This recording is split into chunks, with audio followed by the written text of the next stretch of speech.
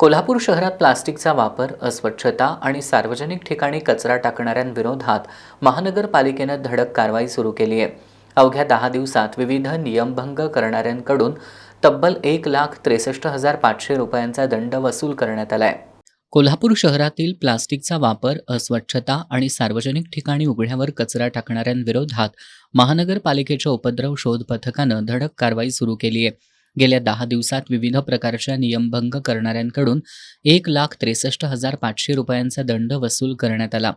यामध्ये बंदी असलेल्या प्लास्टिकचा वापर करणाऱ्या नागरिक आणि व्यावसायिकांकडून 92,500, उघड्यावर कचरा टाकणाऱ्यांकडून 47,000 आणि सार्वजनिक ठिकाणी धूम्रपान करणाऱ्यांकडून 24,000 असा दंड आकारण्यात आला.